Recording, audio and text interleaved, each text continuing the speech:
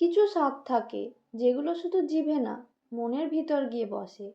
আজ তেমনই একটা মিষ্টি বানাচ্ছি, সাধারণ গুঁড়ো দুধের মিষ্টি, কিন্তু এর ভেতরে লুকিয়ে আছে অনেক পুরনো স্মৃতি। ছোটবেলায় মনে আছে হঠাৎ কেউ বাড়িতে এলে মা বলতেন, চিন্তা করিস না, কিছু একটা বানিয়ে ফেলবো। আর তখনই কড়াই বসতো চুলায়, লো আঁচে দুধ আর চিনি ধীরে ধীরে মিশে যেত, যেমন করে সংসারের সব সুখ দুঃখ একসাথে মিশে যায়। এই মিষ্টি শুধু খাওয়ার জন্য না, এটা বানানো হয় ভালোবাসা দিয়ে, স্মৃতি দিয়ে, আর নিজের মানুষদের জন্য।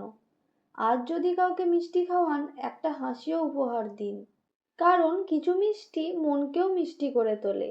চুলোয় আগুনটা আজ একটু আলাদা, নরম, ধীর, একদম নিজের মতো। কড়াইয়ে নামানো হচ্ছে মিষ্টি, হালকা আঁচে ভাজা হচ্ছে, শব্দটা শুনলেই মনটা ভরে যায়। একটা একটা করে মিষ্টি রং বদলাচ্ছে, সবুজ থেকে যেন হালকা সোনালি।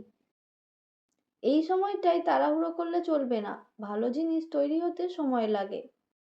চিনি গলছে ধীরে ধীরে, ফুটে উঠছে ছোট ছোট বুদবুদ, মনে হয় যেন সুখের অপেক্ষা করছে শিরাটা।